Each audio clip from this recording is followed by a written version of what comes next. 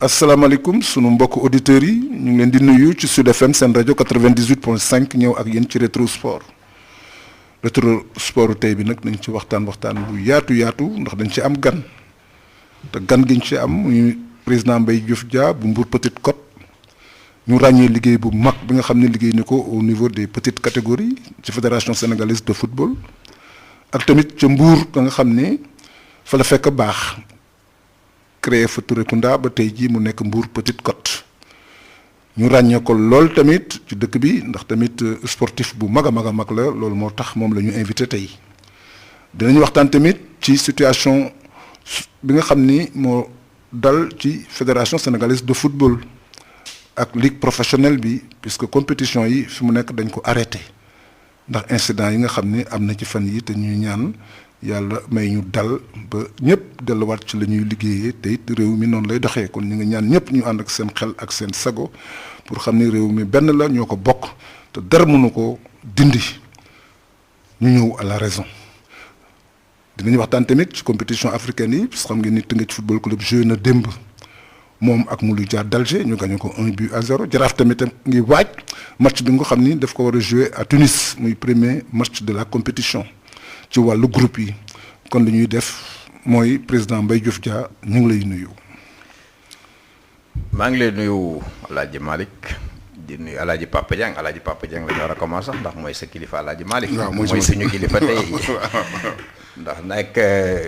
buñ naan li mag ñi naan ca dëgg-dëgg amee nañ ko njukkal ci réew mi. lu toll nii li mu def ci sport bi d'abord. li mu émission bi fi mu ko yóbbu ak yow nga accompagner ko ci bu baax ñu ngi ciy sant fierté la nag pour ñu dellu si quand même parce que ñetti at a ngi nii ñu ngi toog di déglu di observer di seet waroon ne primeur bi nag parce que yéen a ko yelloo moo tax ñu nag tey def bàyyi lépp lu ñu mënoon am pour ñëw jàkkaarloog yéen jàkkaarloog ñi war a déglu yépp li ciy metti rek mooy nag du ñu mën a am auditeurs yi pour ñu mën a poser question yi ñëw. situation oblige promettre nañ situation bi bu ci ñëpp àndee ak ñaan yi ak dal ak tekk ñu mën ci delluwaat incha allahu rabbi ñu ngi leen di ziar di sàkku seeni ñaan di sàkku ñaan pour réew mi yëpp ni ko Alaaji Papa Dieng waxee léegi. président laaj bu njëkk bi ñoo leen ba gën a sell moom moo jëm ci situation actuelle bi gis nañ ne fi mu toll nii amul benn compétition sportive boo xam ne am na parce que bala ngeen am ne fa parce que ku wax compétition sportive wax lu takk der fédération bi ñu évoqué moom mooy manque service d'ordre moo tax amul nan ngay jàngatee suspension activité sportive par rapport situation bi am. waa di wax rek metti na pour ñun surtout sportif yi parce que dimanche bu nekk da nga daan yàkkamti léeg-léeg sax kenn woo ma ne ma tey la lan mercredi wala jeudi foog naa jeudi ndax samedi dimanche ñu mën a gaaw dem ci terrain yi. parce que ñun ku ñu xam-xam ne ambition bi ñu am yépp mooy def tout pour que li ñu am ci xale yi ñu war a football ko. ñu mën cee jaar tekk ci seen njaboot tekk ci ñu am ci développement ci réew mi parce que sport léegi ni musique dafay benn industrie sport ci la bokk donc Sénégal boo demul stade pratiquement ñu bëri sama compagnie dañuy mel ni daa am lu leen manqué seen dose quotidienne la week-end bu ci nekk donc mbas mi nag bi mu ñëwee ñu waxtaan nañu ak état bi jël suñu mesure vraiment ligue bi def ci l'ensemble fédération bi yëpp jóg ci ba ñu mën koo continuer parce que am na réew yoo xam ne ba tey jii ñu ngi bloqué seeni championnat bi ñu commencé it nag mbir mi li ci xew ñaari fan ñetti fan yi tegu ci defe naa li ëppoon solo mooy sport nag folo bien que industrie la ñu arrêté gum xool ban évolution la mbir yi di am yaakaar ne daal dina dellu siwaat ndax parce que nag quand même suñu réew la réew mi Sénégal la tudd benn gaal la moom li ko mag ñi daan waxee dinañ delluwaat ci à la raison pour que ñu delluwaat ku ci nekk nag li la réew mi sant te sas la ko te xam ne moomoo ko dina koo dénk nga mën koo def ni mu waree pour que jàmm dellu siwaat ñu mën a delluwaat ci terrain yi metti na mais dañ koy àndandoo li ci gën a metti sax mooy léeg-léeg day dem ba indi ay situation exceptionnelle maa ngi wax doyen Pape Sànq ku mel ni Babacar Ba am malaise këram AVC ñu war ko évacuer Saint-Louis pont bi am ay mbir ba mënuñu ko évacuer ba yàlla def ci li ci xew donc metti na ci côté bu ci nekk am ñoo xam ne ñu ngi am ambulance waroon dem mënuñu leen a jël am lu bëree bëri lu ci nekk mais nag football bi ne tekk yi am na ci solo pour ñu accompagner jeunesse bi pour que ñu mën a dellu dal ak tekk ak tey pour que li ñu bëgg ñëpp mën a dellu dans une vie normale parce que àddina nag mooy une vie normale incha allah. Pape yaakaar nga lii war na mën a jeexital ba waxuma sax football mais ak dal am ci réew mi nit ñi reprendre seen activité normalement. parce que ñëpp a sonn fi mu toll nii. déet moom la ñuy ñaan ndax ba tamit réew mi am na fi ay kilifa diine. am na fi ay mag yu dox tànku jàmm. am tamit société civile bi ñi nga xam ne bokkuñu ci benn parti politique boo xam ne équilibre lañu ci dëkk bi ñoom ñëpp ñu ngi ciy wax te nag defe naa ni tamit bu ñëpp waxee dina am maanaam loo xam ne dina ci génn te li ci génn mooy jàmm te loolu la ñuy ñaan ndax lii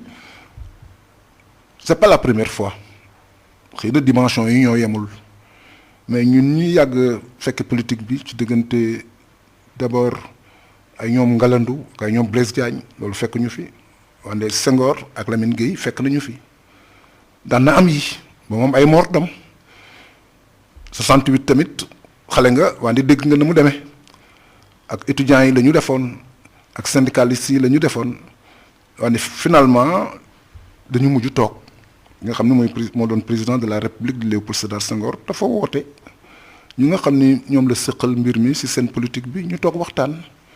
ba décanter situation bi 88 tamit gis nga événement yi na mu meloon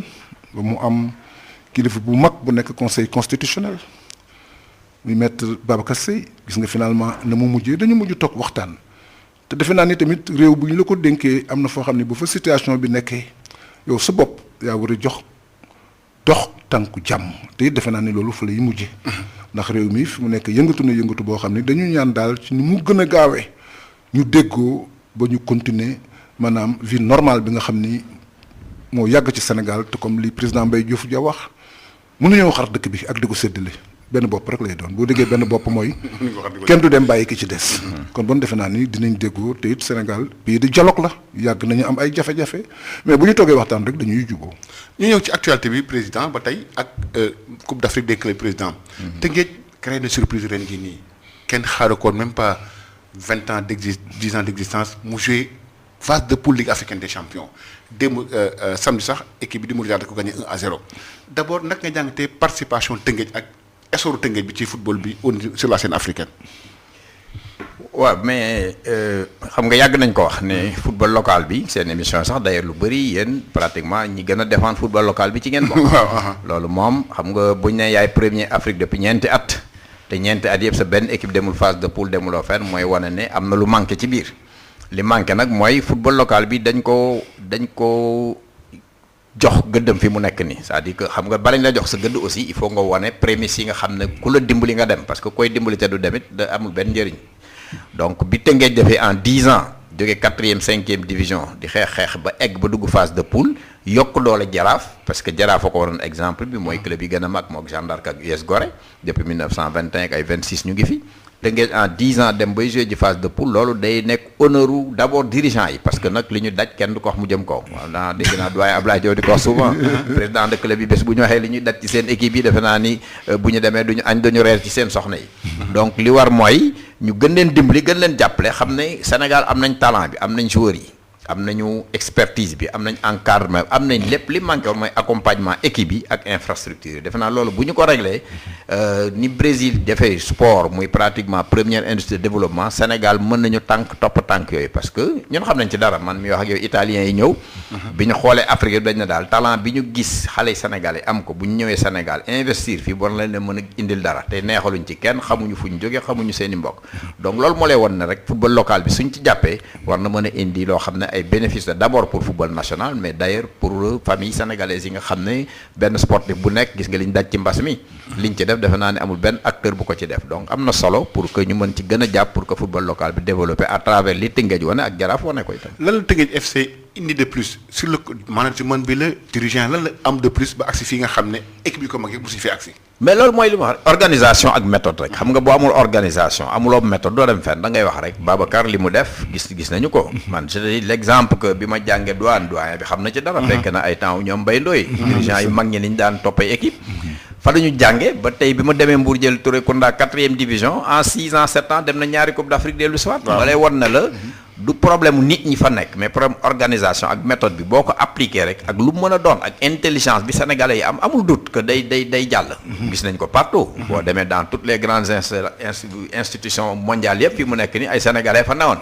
buñ jàng mi fii gis nga kenn du ñu raw cim jàng. ingénieur yaa ngi fi am pagaille polytechnicien yaa ngi fi donc football bi aussi noonu la mel c'est-à-dire bu ñu accompagner rek mais bala ngay dimbali nit ki aussi il faut mu wane benn organisation moo tax bi ñu fi daan xuloo ci temps CCPC yi nañ fi professionnaliser football bi nañ dimbali petite catégorie yi lu ne daaj mais tey fruits yi mu ngi commencé génn. il faut que nag dirigeants yi xam ne aujourd'hui challenge bi Tëngéej ak Jaraaf def il faut que ñun ñëpp ñu gën a mobiliser wu.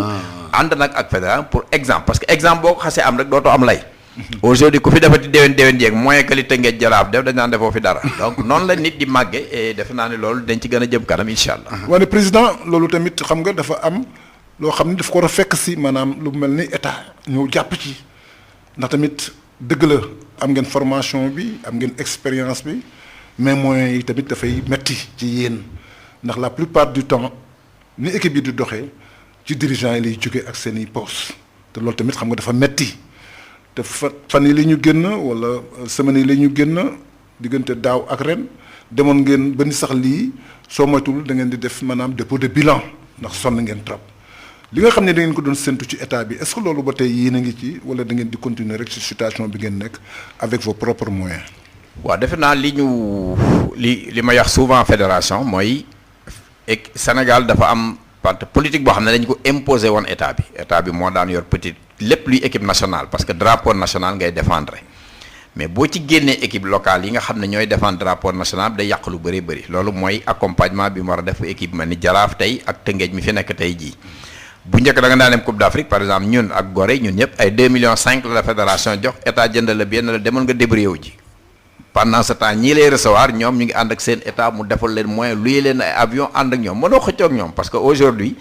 loo développé te amoo moyen pour nga développer du dem. maintenant bu moyens yi ñëwee nag ak organisation ci ngay mën a développer c'est-à-dire football bu développé conséquences yi muy indi ci Sénégal dafa apaiser day am njëriñ ci loolu ci réew. donc loolu war a tax état bi gisaguñ ko nag bu ñuy wax dëgg rek au niveau football local à part infrastructure yi amaguñ benn accompagnement de parce que football nag luñ ci mën a wax mënuñu ko réinventer. football boo koy développé mu am il faut ak état bi gunge la lu mu bon ñeent wala juróomi at. ba pare nag bàyyi la ngay dem day mel ni gën a guy jàng dox bu ko yaay ji dul jàpp ci loxo muy daanoo ko jóg du mën a jóg marché loolu nag moo manqué gum te loolu il faut une fédération quand même forte bu jàkkaarloog état bi comme ni ko journalistes yi ngeen nekkee am aide à la presse damay dégg sax ñaan football professionnel warul am aide mais kon aide à la presse du fi am aide aux écoles privées publiques du ñu fi am aide nangam loolu dimbali sa réew doo xool ñan nga koy dimbali da ngay dimbali parce que dafay am njëriñ li muy dellu si waat Sadio Mané bi tabax ay hôpital tabax ay dispensaire tabax ay route ñoom nit ñi jënd ku ne di ci indi waa Caajaay Modou Sougou di fa def dara nga dem Mbour ñoom Dame Diop Moussa Kona ku ne di def sa fa nga ne dafa am impact boo xam ne loolu mooy développement donc loolu pour nga am ko nag il faut nga jàppale nit ki soo ko jàppalee nag jàppale ba état bi xam ne ñii may dimbale jaruñu ko nga arrêté mais tant que commencé wuloo ko mënoo xam évaluer lan ngay parce que da nga ci dugg d'abord doo ko évaluer te loolu état bi ni ma ko gisee bu ñu comprendre ni ñu dimbalee équipe A bi ba équipe A bi nekk premier ci Afrique xam nañ ne bu ñu dimbalee club yi ak football local bi ñi mën nañ ci génn facilement te loolu def naa ni defaan ko du doon lu compliqué. mais président bi ngeen di créer football professionnel bi en 2009 bi ngeen di waxtaan seen biir est-ce que prévoiroon ngeen ni état bi daf leen di accompagner wala da ngeen yaakaaroon ni rek yéen a koy defal seen bopp puisque bi ngeen di commencer am na cahier de charge. am lu war ak bokk ci. tamit li nga xam ni état bi souhaité na ngeen def ko muy football professionnel parce que football amateur ngeen daan def léegi da ngeen ko professionnaliser mais bi ngeen ciy dugg ban engagement la état bi jël pour seen xel mën a dal xam ne dina leen accompagner. waaw defe naa bu ñuy xool nag wax dëggante rek pilier bi mu manqué ci football professionnel bi dégg naa président Sayar di ko wax parce que yàlla def na ni ba ñu dem autour du président Abdoulaye Wade kenn du ma ko nettal ndax fekk na ma biir palais. ñoo Sayer Seck ñoo Augustin ñoom Louis Lamotte ñoom Diagne Ndiaye ñu exposé parce que bi crise bi amee crise bi fekk na la fi 2007 2008 ba mu am ñaari championnat mbir mi jaxasoo lool FIFA ñëw toog CAF ñëw toog FIFA CAF ne dañ leen gungali ci ay licence numérisée ay organisé ay subventions yi ñu jox fédération loolu moom manqué wul. bu ñu waxante dëgg rek fédération bii Sénégal suy dox marketing yoru ko sponsoring yoru ko ndimbalu FIFA ak CAF ñoo ci jàpp. mais état bi aussi dañ jëloon engagement boo xam ne dañ accompagner équipe yi pendant 4 ans signé un document écrit signé autour table boo xam ne monsieur le président de la république moo fa nekkoon représenter quand même la plus haute autorité de l'état malheureusement depuis booba c'est vrai que dañ la naan amagul suivi parce que fédération joxaguñu document bi ko war a monter nangam mais président bu xasee ba joxe kàddu exécution ba dafay yomb maintenant il faut nga forcer leen ñu defe ko peut-être que loolu moo amul woon ba defaguñ ko mais engagement de l'État moom c'est un accompagnement sur 5 ans yoo xam ne dañ ko accompagner pour chaque fédération mu jox ko équipe professionnelle yi d'abord parce que bu professionnel développé rek football amateur bi day dem parce que fédération bi jox football professionnel ak équipe A bu ci génne xaalis boobu da koy delloo ci football amateur donc du dimbali professionnels yi parce que boo ci génnee professionnels yi rek xam nga bu ñu nee ba fédération sénégalaise di subventionné ay équipe professionnelle mooy ñun dañoo juutal football bi parce que loolu amul fenn ci àddina football professionnel moo war a dimbali màgg ba mën a dimbali football local bi mais loolu li ko war mooy tey accompagnement bi état bi war a def c'est vrai que ñu ngi joxe équipe A ñu ngi joxe bàyyi nañ léegi il est équipe de jeunes fédération ko yor ñu ngi commencé di xeex ci infrastructure yi mais loolu dafa doyul parce que pour mu dem il faut ñu pousse ko te moteur bi ko war a taal tant que état dugalu ci loxoom xam ne du ñu ay institut du ñu ay privé ex nihilo c'est des sénégalais yoo xam ne ñu ngi liggéey pour seen man mii nga xam ne Mbour Petite Côte rek su ma leen tey am naa 30 équipes joueurs professionnels 10 entraîneurs am cadet 30 am junior 30 ça fait déjà 100 personnes yoo xam ne club bu ne yor nga ko te ku ci nekk di nga am loo warloo ak moom warloo ko ak famille am donc boo ko multiplier lu mu tuuti di nga xam ne le football lu mu bon am na c'est l'une des premières sociétés yoo xam ne structure boo xam ne entreprise la donc entreprise yi ngay dimbali war nga am moyen boo war a jaar ak du doon moyen jox leen xaalis bi directement par exemple boo demoon tey Arabie Saoudite wala Qatar wala Oman dañ naan fédération état bi def na fii 400 millions yi club yee ko moom mais club yi duñu leen ko jox fédération bi ci boppam mooy fay joueurs yi ku ne da nga indi sa état ñu fay xaalis bu dem ci ñoom pour ñu bañ ko loolu yëpp ay argument yoo xam ne mën nañ ko organiser sorte que état bi na ci def xaalisam xam fan la xaalis bi dugg ak reçu yi nga xam ne war nañ koo jot comme ni ko FIFA ak CAF defe bi yoon bi ñu la dimbalee dañu laa justificatif li ngeen dugal xaalis bi loolu pour organiser ko yomb na mais il faut que état bi comprendre que ni football professionnel bi d'abord mooy première société bi nga xam ne moo ëpp emploi ci structure Sénégal te loolu bu amee nag dana dimbali famille yu bëree bëri. mais président loolu c'est à la fédération ñi nekk football ñoom ñoo war a porter combat bu plaidoyer bi mën a ko expliquer enjeux yi nga xam ne am na ko parce que jox nga exemple aide tamit du xaalis am na aide indirecte lii nga wax nii am na solo trop wàññi tamit location stade yooyu yëpp façon dimbali nañ la mais est-ce que loolu tam def ko ci document pondre ko jox ko autorités yi du explicatif ëppul li nekk rek logique de gestion de campagne. waaw mais xam nga moom laa sànq rek xam nga nit bala mu lay respecté mag njëkk dañ naan du bu njëkk xam nga bu njëkk doyen Pape xam na ci dara ñu ngi gënoon respecté ki gënoon a ñaaw lu mu sol parce que dañ naan kii wàll yu bu ndaw la. léegi dañ àdduna bi dafa wëlbati ko ba. boo solo ba toile door costume bu rafet dañ lay gën a respecté parce que dañ naan kii li mu sol rafet na. borom am la àddina moo wëlbati ko noonu état boo koy dem ak moom da nga koy jox lu leer lu mu xam ne lii état parce que état ñun ñëpp la. état du président Macky Sall du Ablaye Sow du Omar Youm du Massamba Ndiaye état nit Sénégal yëpp ñooy état bi boo demee ne état bi ne ko man dama yor ay xale yoo xam ne jàngatuñu école yi fayetuñu man maa leen di fay weer maa leen di faj maa leen di encadrer maa leen wutal terrain maa leen di def nangam ñooñu bokk ci nguur gi am na loo xam ne warloo nga ak ñoom mais yow mi ñu dénk football bi au niveau national yaa war a joxe document bu garantir état bi ko xam ne ñun war nañ leen a mën a dimbali te bu ñu leen dimbalee nii lay demee du dem ci àll bi wala kenn def ko ci poosam wala kenn lekk ko dama wax exemple simple bi rek. bu ñu dekkee sa woon chaque année ne bon club professionnel bu ne am nga 100 millions doo leen ko gis doo leen ko laal tel banque lay nekk doo leen état yi joueur bu ne am compte bancaire am joueur bi dem fayeeku nag nga accompagne pendant 5 ans. président yi di toppatoo ay jënd maillot ay déplacement ay regroupement pendant 5 ans.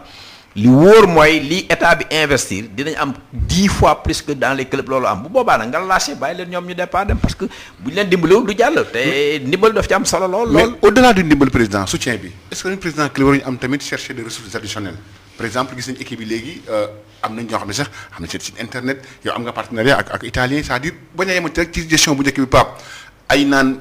Gorée Pape Dieng ko diseel mal déedéet outil loo xam ne au moins day dépasser poche maanaam ku ne da nga ci xar si tànk est-ce que tamit loolu club bi tamit également amuñu loolu boo xam ne war nañu ko mën a jouer pour participer à l'essor du football surtout sur le plan financier bi may wax. waaw mais xam nga loolu moom la wax sànq c'est-à-dire boo amee dama la jox exemple bi gën a simple fédération sénégalaise de football buñ ne dañu war a wuti moyen pour dimbali football bi ñu ne par exemple président Saër Seck yaay président communication marketing Saër jàngu ko xamu ko mënu ko. du dem. boo ko jëlee Saër Augustin bi yoon ne man maa koy gérer man président fédération bi. talu ko parce que mooy CAF yaa ngi FIFA yaa ngi fédération donc marketing fa nga war a wute xaalis ak programme politique bi nga war a def pour club yi nga war a dimbali am xaalis bu la nga wax ak état pour xaalis ñëw du dem c'est-à-dire que ni ñu organiser woo moo baaxul et organise bay indi cacophonie Augustin dañ ne président Gorée nekk président commission marketing sponsor nekk président fédération doo ko mën c'est pas possible. y a des professionnels yoo xam nekk CAF nekk maire de Gorée nekk nangam doo ko mën Sayer yor société mu war a xeex ji war a yor jàmbaar war a yor marketing wala def c'est pas possible. loolu amul fenn ci àddina bi c'est-à-dire ñun football bi dañ ko jaxase de sorte que bunti ñu war a ubbi pour am moyen dama la wax li gën a simple ñaari équipe professionnelle ñoo nekk Mbour. Ligue 1 xeex nañ suñu bi bopp ba fii mu ne am nañ 4 équipes ñoo fa ne. boo ci génnee jàmbaar Demba Stade de Mbour nga fa ak Mbour Petite Côte Demba Diop ak Kër Madior. Mbour rek am na Sapco société am na cimenterie Sahel am na Kirène am na ab AIBD am na loo xam ne kenn du ci jël 1000 francs di ko def ci football bi et société yooyu boo discuté woon ak état bi dañ leen mën allègement fiscal boo xam nañ ne yéen comme yéenay dimbali Stade de Mbour ak Mbour Petite Côte ku ne dañ lay jox benn mu dimbali la sa li ngay fay impôt dañ ko ciy wàññi ñëppay d'accord société bi dina ko arrangé ñun nañu arrangé suñu may da ci am seen nangam muy mais loolu volonté générale moo koy régler particulier boo demee Stade de Mbour dañuy dem discuter ak benn structure ñu ne mënuñu leen dimbali parce que bu ñu leen dimbalee Mbour Petite Côte day mer wala dimbali naa am loolu argument yi ñu lay jox moo lay won ne la bu ñu ko organiser ak ni ñu ko war a organiser ku ci nekk di nga ci gis sa bopp et société yi gis ci seen bopp et ñun ñu gis Tëngéej def na ko Tëngéej moom yàlla def na moom doo nga nekk Tëngéej Rufisque mu ngi koy jàppale Sococim mu ngi koy jàppale mais loolu bu ñu ko dupliquer woon Kédougou mine yaa nga fa Thiès hôtel yaa nga fa chemin de fer ngi tel place à Dakar tey douane port mën nga leen cee génne mais yu mel ni GIA Jara mën nga ne Senelec mën nga ne Sonatel mën nga ne diw ku ne nga séddale ko sorte que di nga xam suivi état bi di jël rapport yi fi xaalis bi dugg aussi ñoom ñu xam ko te loolu yomb a defar la dans tous les pays noonu la développé woo donc boo bëggee jël nag bàyyi club yi ñuy débrouiller seen bopp individuellement du dem c'est pas possible loolu mënul am fenn fu mu jàllee. mais président cri d'alarme bi nga xam ne yeneen koy def boobu ba tey mu mel ni état bi oreille sourde maanaam la leen di déggee ndax li war ci lépp wax ngeen ko te defuñu ko loolu est-ce que tamit à long terme xalaatu leen ni que finalement état bi du ñëw dimbali leen parce que ba ngeen commencé léegi ëpp na 10 ans. léegi yéen kañ ngeen yaakaar ni loolu dina am ndax tamit lii ngay wax yàgg ngeen koo wax te amul benn solution. waaw mooy li ma wax sànq rek xam nga organisation lu mu sous-entendre rek dara du fa dem mooy aujourd'hui fédération bii di ñëw nii enjeu bi ci ëpp solo mooy frontal ak état bi du frontalu xeex nag frontalu nangam frontal mooy suñ ko wax ci en matière de sport waxtaan ba juboo football moom defe naa ñun sportif yi kenn gënuñoo sportif damay gañe tey ñu tàccu nga tàccu ma gañe la suba ñu gañewaat ñu mbalagante dal di départ dem parce que loolu mooy sport dinañ jàkkaarloog état bi jox ko des arguments yoo xam ne du ci mën a bañ a dugg parce que état aussi pour nga dugal ko ci yomb na. surtout qu'on a des gens yoo xam ne ils sont en fait l'état. vous avez Ablaye Sow ministre vous avez Omar Youm ministre vous avez Moustapha Diop ministre vous avez Souleymane Ndéné ancien premier ministre on a des arguments yoo xam ne bu ñu toogee ak autorité bi ñu war a waxal expliquer ko ba mu comprendre dina xam ne ñii li ñuy def du seen intérêt bopp mais intérêt wu nation bi la nation nag bu ñu la ko dénkee nga gis ñoo xam ne ñu ngi xeex pour mu dem mais tant que fédération bi sa pla du ñu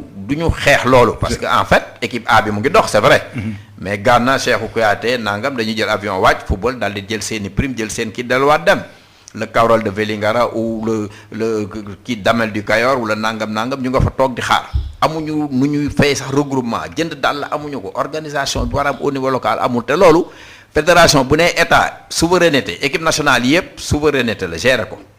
lii ñëw ci fédération bu demoon ci équipe locaux yi équipe foot championnat local bi mën na cee wàññi lu bëree bëri mais état aussi il faut nga jox ko fu mu war a jaar pour piste yi je ne sais pas yéen journal nan ngeen organiser mais xam ngeen ne boo leen defee ne tey Sud FM dinaa fay tant de personnes tant de nangam yor tàngam ñooñu def nangam boo ko présent état bi état même bu dee privé ngeen il est obligé mu indi une aide à la presse pour dimbali leen parce que moom moo waroon def tey lii ngeen def nii c'est-à-dire état bu ñu la ko dénkee lépp yaa ko war a doxal mais mënul doxal yépp day délégué lu bëri mais ki nga délégué nag boo ko délégué war nga ànd ak moom accompagner ko délégation de pouvoir mooy dama la jox pouvoir mais ku la jox pouvoir te jox la moyens yi nga koy exercer yaa koy taxawal ne ko nag saa waay jox nga ma ay moyens jox nga ma pouvoir bi mais ana moyens yi nga ci teg aujourd'hui loolu président mooy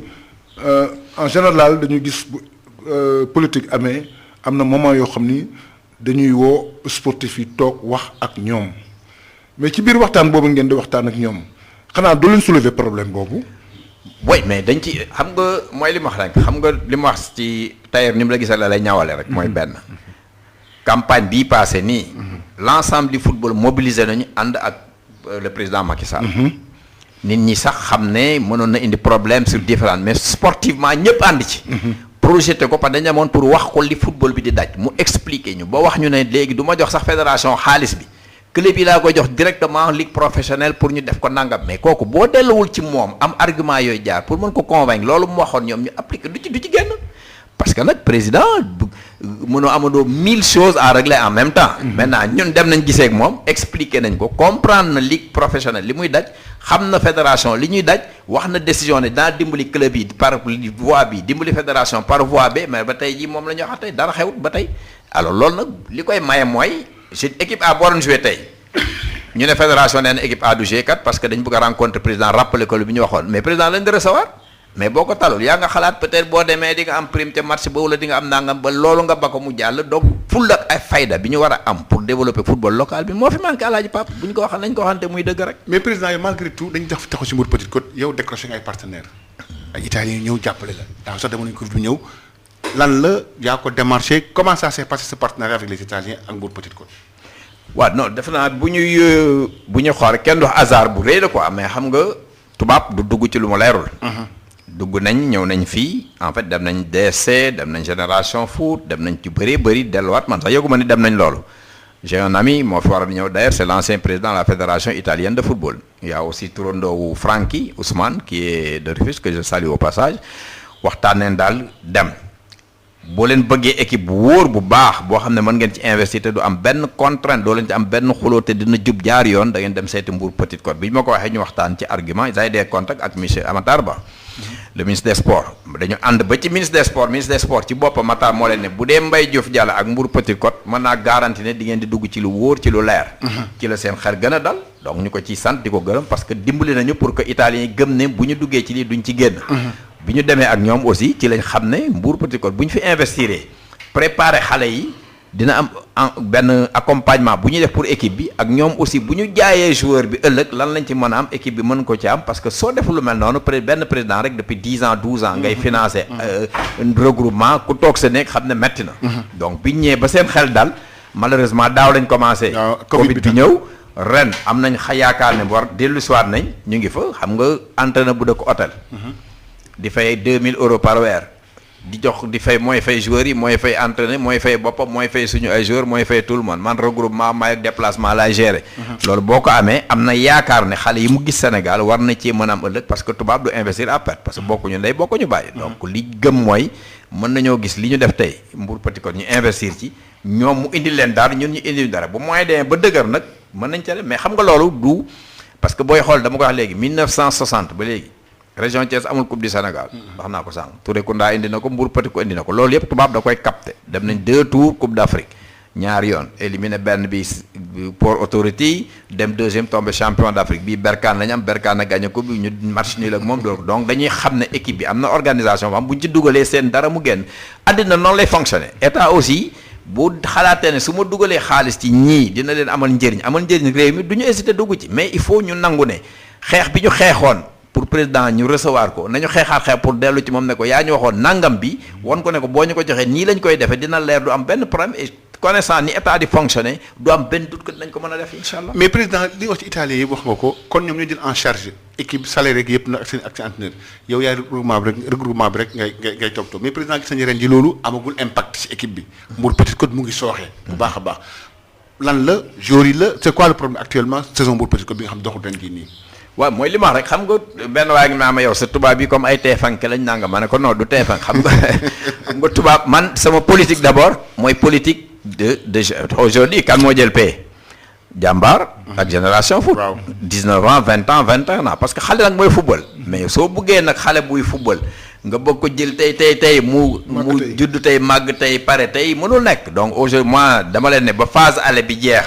il faut être dans le milieu deuxième phase ñu nekk carburé mën a yéeg ci kaw mais xale aussi bu dawee teel a yéeg ci kaw bu course bi guddee rek xam nga ci dara dañuy commencé di wàcc championnat Sénégal noonu lay mujje Jaraaf ñi ci mujj jël championnat bi dañ nekk avant dernier août presque ci ndaare mais bu retour bi ñëwee ñu yéeg cravaché pour dabu ci biir seen mentalité ñoom noonu la ñuy fonctionner kon bu ko mën na dellusiwaat ci incha allah objectif bi ñu fixé ñoom mooy dans les 5 premières places suñ ko duggulee échec la ci ñoom ren bu 4 wala 5 jours demul aussi pertement la ci ñoom ak ñi li nga xam ne aussi ñoom ay entraîneur lañ parce que kenn ki moo doon entraîneur équipe nationale Italie U17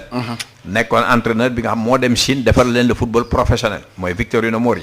moom moo accepté ñëw fii jël loolu yëpp en charge c'est-à-dire am na lu ne ci boppam ak lu mu xalaat donc méthode yi nag du doon benn parce que ñun ren visé wuñu championnat visé wuñu coupe bi parce que def na ñaari coupe du Sénégal def nañ fi champ donc na nekk 5 premiers yi au moins 5-6 joueurs génn li mu investir mën a génn ñun ñu mën cee gis suñu bopp pour mën a préparer yeneen jeunes yoo xam ne ñu mën am li nga xam ne jaar nañ fi muy ñoom Dame Diop ak ñoom Moussa Konaté ak ñi fa jaar yëpp pour mën a génn dem boo ko xoolee xale yi jógee Jàmbaar ñëw ci ñun malheureusement ku fa ñëw muy Souleymane Cissé muy Souleymane Diallo muy Thioune muy Salim Ndaw muy Xaasim Soumaré ba ñee Mbour Petit ko benn ànd lañ def ñoom ñëpp delluwaat nañ bitim réew donc moo lay wan ne la amaguñ équipe bu dëgër ni Jaraaf Tëngéej defe te ay mag yu yàgg ci pour xëccu ji dara mais tollooguñu foofu mais un projet sur 5 ans il faut que ñu di ko def step by step ndànk-ndànk rek ba mu ñëw te am nañ ci yaakaar ne tubaab yi dofuñu te ñun aussi yàgg nañ ci football bi nag pour xam exactement fan nañ jëm incha allah. est-ce que mën na jàpp ne seen teewaay ci Mbour soulagé na la sur le plan financier. ah oui là moom dëgg nag moom li ñu am daal di naan alhamdulilahi rabbil alamin parce que nag koo xam ne mooy fay say joueurs.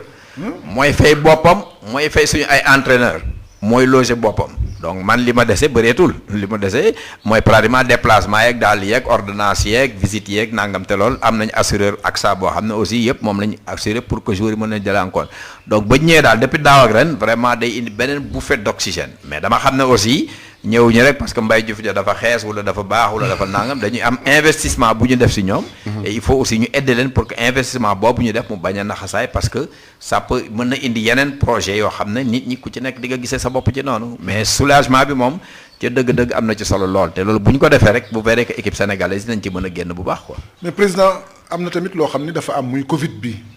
léegi vous jouez sans public te public bi lu néew am na lu mu daan indi. ndax keroog bi ñu invité fii Djibril Wade dafa wax li nga xam ni moom la public bi daan indi. ñaari tali ci at bi même problème boobu ngeen am est-ce que loolu tamit du déficit boo xam ni am ngeen ko est-ce que prévoir ngeen déjà lan mooy combler loolu. waaw mooy li ma wax rek c'est-à-dire évaluation Covid bi fédération d'abord moo ko waroon njëkk a jël. ligue professionnelle def un document def nañ ko d'ailleurs ba déposer ko. donc fédération war a xam ne. équipe yi nga xam ne yu mel ni Mbour Petite Côte yu mel ni ay Stade de Mbour ay Casa Sport équipe yi lu mu néew boo recevoir sa dëkk di nga am 1 million 500 à 2 millions sur 13 matchs à domicile ça fait au moins 20-25 millions di nga ko perte. fédération waroon na compenser perte yooyu pour que au moins équipe yi mën a stable parce que nag football amul public amul télévision ban njëriñ la am dafa lay nit ñi dañ lay poser question yoo xam ne la yow football bi du feeñ pour nit ñi mën koo gis pour mën ci jënd jaay ay joueurs. wala au moins public bi ñëw pour nga mën ci am rentrée financière yu mën a compenser au moins yi nga xam ne mooy le minimum mooy regroupement yeeg ordonnance yeeg nangam ak nangam parce que ñun des équipes li ñu sonal woon mooy bu ñu joué Mbour lu mu bon di nga am 1-2 millions. stade par jour au moins par journée. lu mu néew stade Mbour léegi comme public am bëri na am 1 million 5 ba 2 millions léegi sax nga am 3 millions par match léegi nga wut ñaari parrain boole ko ñu parrain na ñëw nga am 4 millions mën a permettre sur 5 matchs mais aujourd'hui difficulté bi damay toog ba càgg ma ne yeneen président yi nga xam ne amuñu assise financière bu dëgër nan lañ ciy génne parce que chaque match tu perds 1 million par match boo recevoir tu perds ça boo déplacé woo parce que lu mu bon ba di nga regroupé 200 000 250 xale yi añ ren ndekki fanaan fi ñu war a fanaan jël oto bi dem jënd carburant bu ñu gagné nga jox leen prime 15-20 000 francs 30 000 par personne loolu bu dul équipe yu mag yi mën ko tenir ça va être très difficile moo tax évaluation phase aller war nañ ko arrêté ñu def une évaluation équipe bi lan lañ perte ci impact bi nga xam public bi ñëwul comme ni ko état bi defee ci musiciens yi ci artistes yi ci ñëpp pour mën leen ko dimbali en compensation de loolu ñu perte te loolu suñ ko deful pour tenir championnat bi rythme bii ba ca fin ba dina mën a compliquer lool te loolu moom gawma président yi nga xam ne war na te nag du Mbaye Diouf Dia wala Sayer wala Djibi Wade wala Jàmbaar mën nañ koo tenir rek ñoom que nañ ko war a imposer pour que ñëpp vivre ci je crois il faut ñu def un bilan global xam lan la perte yi toll ci pour chaque équipe à peu près pour mën a au moins compenser en fonction de ku nekk lan nga mën a perte pour mën a rek sinon championnat bi na difficile trop pour que rythme bi ñu nekk nii ñu mën koo continuer. mais président am na tamit lu am fédération bi ngay wax am na xaalis boo xam ni FIFA daf leen koy jox ak CAF ndax léegi wax nga yéen ba ngeen daan dem li ñu leen di jox ak ñiy dem léegi li ñu leen di jox wute na xaalis boobu nga xam ne fédération bi tamit daf ko téye xanaa war na cee jël lu takku pour jàppale ci équipe yi. parce que gis nañ daaw bi nga xam ni commencé gu leen problème arbitrage bi ñu réglé ko mais xaalis boobu nga xam ne dañ koy jot te club yee tax ñu koy jot parce que club yi ñooy formé maanaam ñi nga xam ni ñoo nekk ca fédération ba nekk ca comité exécutif bi ak yëpp yéen tamit club yi est-ce que war nañ wax ak fédération bi ni leen léegi comme que état bi ñëwatul te yéen am ngeen ay moyens yoo xam ni fédération internationale ak CAF jox nañ leen ko pour ngeen bàyyi xel ci ñun pour ngeen jàppale ñun. waaw mais loolu xam nga volonté parce que fi mu toll nii man xam nga sama jikko. campagne Augustin bii newoon ci biir tax na ba lu bëree bàyyi nañ ko mu jàll. parce que quand même barkaati dem bu ñu la nee ça fait moins de 15 jours état bi jël na 500 millions jox ko fédération sénégalaise de football ba tey communiqué sax jotuñu ko ci loolu. te 500 millions wóor na jógee na ci état bi fonds Covid dugg ci biir fédération sénégalaise de football. donc yu mel noonu su amee da nga war a wootewaat parce que nag bu ñu la dénkee mbir da nga koy pencoo pour tout le monde ñu xam ban situation bi toll. xaalis bi fan la toll lan moo ci mën a des lan moo war a dem ci football dégg maa ngi mu ngi may xaw a reeloo barki dem bi ma gisee président Trier ki yoroon ligue professionnelle française nekk candidat pour ne mu ngi doog a comprendre football amateur bi nekk te li ñuy daj duñ ci rendre compte parce que boo xamulee xam nga man dama def ñaar fukki at ci àll bi diggante Vélingara Tamba Kolda Toubacouta Karang xam naa li président yi di daj ci biir àll bi ak dañuy ngénte dañuy takk jabar dañuy defar dàll dañuy jënd ordonnance dañuy jël fay courant dañuy fay ndox te loolu seen poche lay génn. yow président loolu ngay def di yow mi waaw ci la man dama ko tàmm habitude la parce que dama xam ne suñ ko amoon du ma ko def mais comme amuñu ko te fédération xaalis boobu ngay wax dafa war a dajaloo ñëpp xam ñaata la nan la toll transparence dafa baax bu amee ñu xam ne am na bu amulee nit ñi góorgóorlu mais day am doo yëg ne am na wala ñu dépensé ko aujourd'hui tey fédération dem na ba équipe nationale xale yëpp fédération moo koy jël en charge pour lan les équipes nationales souveraineté de l'état la état bi dañ ko jël en charge li ngay def foofu ci xaalis muy lu baax aussi mais génne ko nga dugal ko ci football local bi nga xam ne da ngay jox exemple simple j'aime souvent le dire boo jógee tey Pépinière Sud bu Kolda mu war a jouer si Dakar samedi war a delluwaat Kolda jouer waat war a dellu si waat Dakar kooku da lay wóor ne lu mu néew da def 2 millions ci transport am équipe bu ne boo évaluer li mu war a def sa tableau de bord war nga mën a xam ku nekk ndimbal ban nga war a mérito ñu jox la ko te bu boobaa day nekk ce qu'on appelle une discrimination positive parce que boo jëlee équipe bu Kër Madior bu dëkk Mbour nga jox ko subvention 2 millions dëkk jël Kolda war a ñëw da nga jox ko 2 millions pertement du am njëriñ minimum war na am 4 millions par rapport 2 millions bi am ci biir mais loolu yëpp li koy andi mooy dañu toll réew yoo xam ne ak situation boo xam ne dafa war a am transparence bu nit ñi amul bi ñuy commencé football professionnel ñun ñoo cotiser parce que dara amul woon maintenant bu demee nag ba recette di am nit ñi génnee xaalis di dugg ci fonds Covid ci FIFA ci CAF da nga war a xam lan a ñëw ñaata la ñëw nan lañ ko dépensé fan la jaar mais tey amul pratiquement kenn ku la mën a wax ne la xaalis bi fii la toll wala dugg na wala dugg da ngay dégg rek am ci njort bu rafet xam ne ki fa ne muy Augustin am na au moins transparence ak boo xam dina ko war a mën a appliquer ci fonds yi bu dul loolu amoo ci benn idée pour xam lan la war a demee du bilan du kii du ci dara te loolu aussi baaxul ci lu mel nii moo tax nit ñi nag dañu war a wax pour que xaalis bii jóge ci FIFA ak CAF di ñëw mu dem surtout ci football local parce que football professionnel mën nañ xeex seen xeexu bopp mais football local amateur bi moom dëgg mérito nañ ñu jàpp leen bu baax. mais président xanaa kon yéen boo leen di nekkee foofu problème yooyu est-ce que di ngeen ko poser. mosulam def naa 12 ans 15 ans fédération dama ne bilan financier lu dul fédération AG ba AG doo dégg kenn wax ko fenn du am fenn alors que loolu Sénégal rek la am dafa am fonctionnement boo xam ne mu ngi ci instance football yi. tant que changé wuñu ko dañuy dugg ci cacophonie ak ay suspicion yoo xam ne amul benn njëriñ alors que dafa war a leer FIFA jox nañu 1 million d'euros kii jox nañu nangam lii lañ ci dépensé lii moo des lii lañu war a dugg déet football bul def lii defal li am na prime yoo xam ne déplacement équipe A yoo xam ne fédération day jël xaalis bi dépensé ko ci alors que loolu du liggéeyam du njëriñam loolu c'est fait pour football local état bi jël équipe nationale dugal ko ci des compétitions internationales dafa war a jël xaalis boobu nga xam ne c'est prévu ñu dugal ko foofu yow li nga war a dépenser ci équipe A boobu nga dépenser ko pour football local bi malgré que tey ñu ngi 4 ans première équipe africaine ban njëriñ la ñu amal dara aujourd'hui gis nga tey bi club bi gisuñu ci seen bopp. amul dara loo ci gis sa bopp ça ne sert à rien du tout d'ailleurs da ngay tax sax la toog ba càanga ne sax est-ce que dañuy nax ñun parce que nu ñu nekkee première équipe africaine amuñu terrain football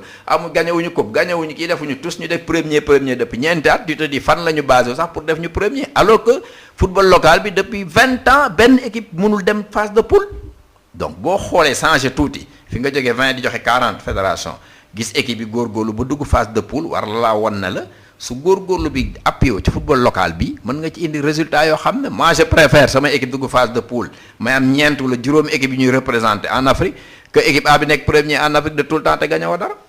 mais président ñu wax ci petite catégorie bi gis nañ ne nos U17 vont participer prochainement à la CAN de la catégorie au Maroc yow adepte petite catégorie nga bëgg nga sax sa tour dañoo dem ba. Mbaye Diouf Dia petite catégorie mu ngi noonu. na nga expliquer résultats yi nga xam ne Sénégal am na ko sur le plan de la petite catégorie. est-ce que amul contradiction ci waxtu boo xam ne amul sax championnat mais pourtant amul championnat amul dara. mais on est présent on est présent. booy dire ay coupe du monde naka ko expliquer cette contradiction waaw mais loolu dama wax souvent mais boo nee. miracle la mbala. du miracle ñan ñoo dem coupe d'Afrique U17 boo dem. U17 waaw. ana U14 U13 U12 amul ça veut dire que am nañu fa ne di ko liggéey boo demoon tey Médina bii nii bu nga dem Mbour foo dem y a des écoles ak centre de formation yu ndaw yoo xam ne ñooy satellite yi. parce que U17 da nga naan am nga 17 ans ñu jël indi ñoo teg génération foot fa lay dem jëli indi dugal continuer formation jàmbaar fa lay dem jëli indi teg équipe nationale aussi fa la ñuy jël ñëw ci centre yooyu dem parce que c'est-à-dire liggéey bi nga xam ne mu ngi ci base bi les u pré xam nga football kenn du ko réinventé dama leen bi may ñëw fii ci 2008 2009 petite catégorie daaw ñu sax bokk. am na ñoo xam da nga naan nañ dugal cadet ñoo ne yee bu ñu leen fa dugalee dañ leen di damm dañ leen di gaañ waruñu ci bokk Sénégalais xamul football xale naa nga ma leen nag il faut que ñu ciy dem Ablaye bul fàttali ko Ablaye Tall loolu ko démissionné la ci football. dañ dem ba inscrire ñu cadet junior mu démissionné bàyyi na jaratu ko bi ma ñëwee ne day am vraiment di lance di remercier président Diagne Ndiaye ak Louis Lamotte parce que dañu insister ne il faut que ñu inscrire leen ñu inscrire benn yoon cadet yi ci lañ demee Coupe d'Afrique cadet. ci lañ junior dem. junior je me rappelle bi ñu dooree 3-0 la ñu door fii j'ai dit à ton ami Cheikh Tidiane Gomis que junior yi ñu door nii cadet yii. muy Pape Ndiaye Soare. muy Idrissa Gana Gueye muy Modou Karaña muy ñoom ñoo ñi door nii. ñii man sama vision mooy Sénégal mosuñu dem Jeux olympiques en 2012 dans 4 ans nañ fexe ba dem Jeux olympiques yàlla def ba ñoom ñoo dem Jeux olympiques c'est-à-dire que boo liggéeyee ci xale mais fàttaliku bala ñu nekk U17 fan lañ jaar d'abord d'ailleurs ñooñu amuñu sax passeport c'est-à-dire joueur da nga koy former de 8 ans 9 ans 10 ans ba mu am 17 ans Mbour Petite Côte jël ko jaay ko ki la formé ba 17 ans yëpp du ci am sa ñaari dërëm parce que amul benn carte d'identité bu mu jaar woon ne centre de formation traçabilité bi amul ci donc loolu yëpp dañ ko war a réformer pour que ñi nga xam ne ñu ngi liggéey ci naaj bi tous les jours mën cee gis seen bopp pour mën a dimbali ñeneen ñuy feeñ Sadio Mané bi mu jógee village am ñëw Mbour Petite Touré Kunda mais bu laalee bal nga xam ne kii fa mu jànge football ñii jàngaluñ ko benn at la def génération foot pass 2 mois la def Mbour Petite Côte pour dire que donc am na ñoo xam ne ñuy liggéey ci suuf ak seen dooley bopp seen ñi ñu xam seen connaissance les bénévoles ñooy bénévoles yi ñooñu ñoo téye tey jii ce qu'on appelle le foot des jeunes et ça il faut le rendre un hommage mérité li ci des yëpp dañ naan centre de formation diw ak diw amuñu ci benn njëriñ parce que bala ñuy jël xale yooyu fekk am na ñu leen pare xam nga dafa am pré-formation 5 ans 6 ans 7 ans bi di am la formation ba pare doog a ñëw nag nga doog a nekk carré mais loolu tant que defuñu ko créé nañ fi benn équipe minime moo doon ñoom Moussa Konaté ak Sonko comme entraîneur donc il faut ñu jël étape par étape dimbali le football local gis nga bu ñu ko defee 1000 Sadio Mané ñu ngi perte ci àll bi alors que Sénégal mën na ci profiter mieux que li ñu am fi ñu toll nii mais loolu il faut une volonté d'abord de la fédération de restructurer tout ça et ensuite de mettre en place des structures yoo xam ne ñu ngi dem ñu ngi ciy def nag parce que y a la nouvelle structure bu ñu am CDB donc c'est vraiment école de football yeeg centre yi ñu ngi regroupé wu di formé wu def mais suñu amul l'accompagnement ak le passeport bi ci demit du am benn njëriñ parce que da ngay gis xale boo formé depuis 8 ans ba mu am 17 ans muy cadet mu dem signé jaraaf jaay ko 100 millions ne la yow mosul joué ci yow noo koy prouver amul donc il faudrait ñu def benn link bu wane ñi liggéey ci naaj bi mën a am au moins njëriñ boo xam ne dañ ci mën a former ñeneen ñoo xam ne dana ànd ak ñoom te loolu pour def ko yomb na. mais est-ce que tamit loolu du incombe tamit club yi par exemple ñu ne tey jii Mbour Petite Côte am na centre de formation am na fu muy yow Mbour nga dëkk xam nga xale yi yow nga liggéey peut-être directement ak des centres de formation c'est-à-dire pour mu am traçabilité boobu yéen itam su ngeen am seen centre de formation tey jii le problème dinañ ko régler à moitié n'est-ce pas. waaw mais xam nga xale yi léegi da ngay jouer tey centre boo amee 10 ans dem jouer ak Malick dem am 13 ans dem jouer ak Papa Dieng am 15 ans dem jouer ak nangam naam c'est-à-dire que li koy di mooy sa ko FIFA di wooy le passeport du joueur. il faut ñu xam joueur bi fan la jaar ak nan la jaar pour que ëllëg lu ci mën a génn ñooñu mën cee am mais aujourd'hui Mbour Petite Côte boo xam ne équipe senioram bi mu ngi ci difficulté d'abord pour président mën ko régler boo ko ci bëggee booleel formation yu ndawaan yi amagul terrain amagul fi mu war di amagul dara à part génération foot ak jàmbaar d'ailleurs je vois très bien que Madi déjà ku mu jël ce jour ak fu mu ko mën a jëlee Metz signé na ak ñoom que dina la jox au moins 7 wala 15 millions yoo xam ne yaa ko moom yow mi formé xale bi mais même ki mu koy jox day fekk ci moom la ko jëlee indi rek mais xale bi am na ci ñu bëree bëri ñu mu jaar ba mu egg foofu donc il faut que loolu yëpp ñu réorganiser ko pour que petite catégorie fi ñu toll nii ak fi ñu Afrique teg xam nga bu ñu demee bay raté U20 bi passé alors que depuis 6 compétitions raté wuñ benn yoon U20 ku U20 moo ngi nii raté nañ ko on a la meilleure équipe bi ma nekkee ci football ba tey mooy les U17 yi dem fële suñ ci jàppee ni ñu ci war a jàppee mën nañu indi ay satisfaction yu rëy parce que mais am link bi aussi parce que di former aussi du am benn njëriñ soo former rek bàyyi mu dem en 2015 ñoo joué finale Coupe d'Afrique U20 2017 ñoo joué U20 2000 bii passé ñoo joué finale ñoo ko joué ñetti finale Coupe d'Afrique yëpp à part Crépin ak Ibrahima Niane pratiquement joueurs yi ci des yëpp teg nañ leen de côté alors loolu nag bu dee noonu ngay former aussi du am njëriñ parce que boo xoolee équipe A bi dem nañ ba ñi nga former yépp ñoo retrouver ci équipe A bi benn yoon. di fàttali suñu gan tey moom mooy président Mbaye Diouf Dia jiite Mbour Petite Côte yëngu lool ci wàllu football bi Pape bu ñu desal ba tey ak président Mbaye Diouf Dia asa ñu dugal publicité. ngir massage bu jaar ci yoon taamu leen gamme Piro Valda Val d'Afrique ak Piro Valda ñoo leen di may seen émission rétro sport. voilà jërëjëf Assane Thioune mi nekk ci wàllu xarala gi président nga wax ci wàllu petite catégorie bi mais est-ce que tamit du am problème état civil xam nga tam Sénégal dafa bëri ay problème ci boole c'est-à-dire jour bu ñu ko teelee ne Malick mi il est né en 2005 du mën a amati jugement parce que bu amee c'est-à-dire pour wàññi at yi ñu baal ma ci am nañu koy def ñu baal ma ci wax ji. c'est-à-dire problème mu traçabilité est-ce que nekkul c'est lié à l'état civil ak wàññi at yi pour gën a mën a wàññi at joueurs yi mooy tax traçabilité bi di poser problème pour joueurs yi di man gis naa koo xam ne sama doom dama ko teewul de carte d'identité parce que dama bëgg wàññi atam donc tout le bëri na dama tudd turam ndax loolu tamit nekkul frein par rapport li ngay wax nii. waaw mais dama lay expliquer ne xam nga bu njëkk cadet ba junior extrait naissance da nga daan déposé. waaw bi ñëwee lañ ne dootul am carte d'identité parce que carte d'identité numérisée yi boo ko xasee am jeex na. mais gars yi dañ ko bañ a teel a am léegi. waaw mais soo ko amulee. doo jouer parce que tant que amoo ko doo jouer. donc pour nga jouer il faut nga am ko. donc loo fort dama bëgg a xaar ba nekk kii mën a toog ba am 25 ans damay nekk cadet pour commencer c'est-à-dire que cadet bi il est obligé mu am carte d'identité pour mën a jouer cadet mën a jouer junior mën a jouer senior te loolu soo ko defulee te loolu mooy banque de données bi ñu accepté nit ñi ne dañu war a am banque de données mooy maanaam 50 joueurs yoo xam ne ay minime lañ war a dem pipi war a dem benjamin war a ñëw ba cadet ba junior ba yéeg di nga am lien boo xam ne boo cliquer machine bi xam tour bi xam joueur bi rek dootu mën a bouger donc depuis carte d'identité numérisée yi génn pratiquement quand même Sénégal la preuve tous les pays sanctionné nañ leen ci fraude sur l'âge sauf Sénégal donc boo ko gisee xam ne ñun au moins côté boobu dépassé nañ ko vraiment pour vous rassurer dafa transféré wu nag léegi il faut le reconnaître dafa transféré ci senior yi commencé nañu ñoom senior dem ba ne senior di lijjanti nooy wàccaate pour mën a dem loolu moom saa ay gis mais pour la petite catégorie moom vraiment depuis ñu installé numériser carte d'identité yi je crois que beaucoup de choses évolué na bu baax a baax quoi la preuve IRM bu dem 99% sénégalais dañuy jàll pour dem parce que xam nañ à 11 ans 12 ans 13 14 15 ans fan lañ ne woon fan lañ egg donc loolu vraiment ñu ciy njukkal quand même politique sportive bi nga xam ne fédération Sénégal ful def na ko ci. mais Pape dafa wax lu am solo léegi dafa wax léegi ne traçabilité joueurs yi xam nga wax nañ ko fi keroog ma Yacine Mar c'est-à-dire ñi demoon 2000 équipe bu côté bi 2015 à part Crépin ak Soumadou Moussa Wagué en retrait amul c'est-à-dire li ngay liggéey yëpp amul du fës ci équipe nationale A bi nga xam ne mooy njeexital bi. léegi Malick loolu li ko waral mooy tout simplement. équipe nationale bi A bi dafa joxul cër football local bi. mbal ñu bàyyi entraîneur bu def lu ko neex. en tout cas football local bi bu amul benn équipe nationale boo xam ni amul ay joueurs locaux Sénégal rek la am te bu fekkee ne ko professionnel wala joueur ci championnat yu mag yi duñ la boole sax ci ñuy convoqué une fois que nga bokk ci championnat yi même su fekkee ne am na joueur local boo xam ni moo la ëpp talent duñ la jël boo seetloo joueur génération foot Sarr. Ismaïla Sarr. non pas Ismaïla Sarr. mooy gos bi dugal bii bi démb Pape Matar doomu Sidaat bi am na xale yu mel noonu mooy li Mbaye Diouf wax parce que Sénégal yàgg na am talent mais talent yi nekkuñu ci biir capitale yi en général ci dëkk yu sore yi la ñuy nekk ndax ñoo Thiès la ko ñoom Madi Touré ñoo ëpp espace y a pas beaucoup de circulation bariwul ay immeuble xam nga fu ñu toll dañuy football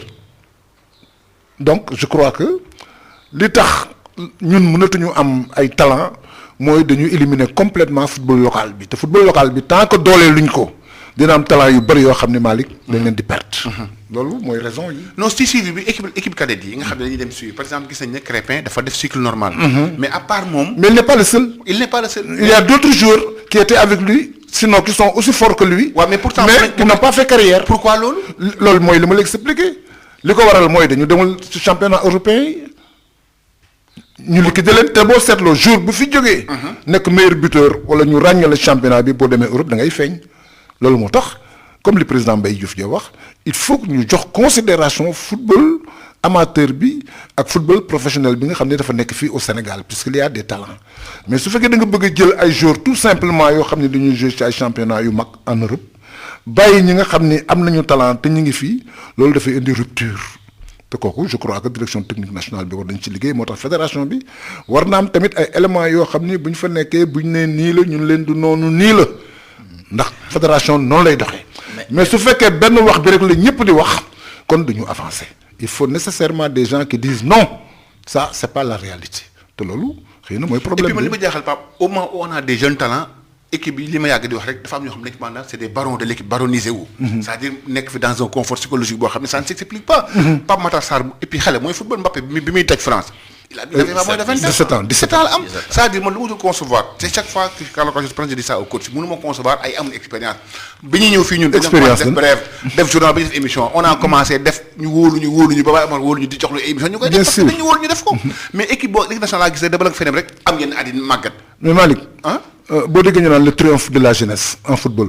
mooy xale yi nga xam ne ay 17 ans 18 ans la ñu am joué équipe nationale. mais parce que loolu président rôle Aliou Cissé moom. Locotte bi muy joué équipe nationale 18 ans la. chaque jour nga fàttali ko ak ñoom Eusebio chaque jour nga fàttali ko. ñoom Eusebio bi ñuy joué équipe nationale amuñu 20 ans. ak Cheikh Seck bi muy góorlu. chaque jour il n'avait pas 20 ans. ah mu ngi noonu. te pourtant ils étaient parmi les Eusebio équipe d'Afrique dafa ñëw fii di préparer tournée bu mu war a def en 72. mini coupe du monde bi Avalanche organisé woon au Brésil ndax dafa nekkoon candidat à la fédération internationale. Eusebio bi ñuy ñëwee sélection d'Afrique joué ak équipe bu Jaraaf mais dañ ko jël de fils te boobu sélection bi Mekloufi moo ko yoree ma Wade ak Janfi bu Ghana. te ñooñu ils avaient fait des preuves mais dañ jël Eusebio yóbbu ko mu nekk titulaire équipe d'Afrique ça veut dire que xale kenn du ko éliminer ndax enthousiasme bi Mbappé am ak euphorie bi mu am jeunesse bee tax bu demee ba am 30 ans dootu ko amati donc je crois que équipe nationale il n'est pas interdit aux entraîneurs de faire jouer des jeunes puisque à chaque fois bu fi ay jeunes jógee dem en Europe ils se font remarquer mais comme tu dis loolu bu fekkee dañ leen éliminer d'office loolu moo tax Crépin rek nga tudd mais Crépin bi muy joué am na ñu mu àndal. ñoom Moussa Wagué foon. waaw mais li nga wax xam nga yow yéen ñaar ku ne dafa joxe d'ailleurs problème ba pare joxe solution. c'est-à-dire que yow nee nga entraîneur dañ ko bàyyi muy wax pratiquement lu mu def. Papa Dieng ne championnat local dañ ko joxul cër soo boolee ñaar yi mooy en fait Aliou Cissé du seetaan sax match championnat Sénégal. voilà du sax seetaani match yi.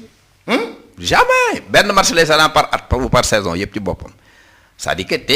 du moom rek nag. parce que comité exécutif boo jëlee 80% boo aussi duñ seetaani match duñ dem ci biir c'est-à-dire mbir bu ñu la dénkee dara dafay am suivi boo xam ne. da nga war a taxaw. da nga war a taxaw. amul benn équipe d'Afrique bu gagné champion d'Afrique te au moins amul 8 wala 9 joueurs locaux amu ci kenn. dëgg la. kooku moom je défie qui que soit. c'est vrai muy Cameroun muy Zambie muy Maroc muy Égypte muy nangam il faut nga am lu mu néew 8 à 9 joueurs yoo xam ne championnat local ba la ñuy jouer. dëgg la parce que du benn li la koy firndeel mooy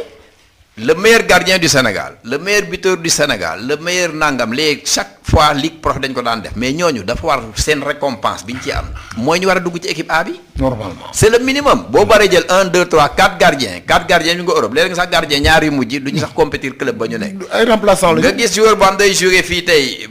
septembre octobre dem fële France dafa novembre décembre ñu convoqué ko mu dellu si waat jouer si ça veut dire que dafa amul critère yoo xam ne warul permettre nga jël les meilleurs joueurs du championnat local dugal leen ci surtout que l'expérience war na ne pour nga gagner Coupe d'Afrique ay joueurs locaux ñoo koy gagner en majorité. boobu c'est clair. Coupe d'Afrique ku ko gagner rek. boo woowee nit ki ne ko say joueurs jox ma sa tableau joueur nga ko vérifier au moins 40% bi yëpp ñu ngi jouer seen championnat local parce que dañu bëgg xam nga nit africain. Zambie gagné na noonu Coupe d'Afrique. bien sûr ñoom ñëpp la du ba ci Coupe d'Afrique yi passé ba ci équipe yi ngay gis ni tey jii lu tax Tëngéej tey engouement bi ci waroon am ak Jaraaf kan moo fi ne équipe nationale Sénégal Pape Seydou fa dem benn erreur daf ñu génn ko teg ci biti. ba léegi ba tey bokkaatut. Tëngéej a ngi nii les meilleurs joueurs man sama joueur Pape Ousmane Sakho France dañ ko fan ba yóbbu ko France.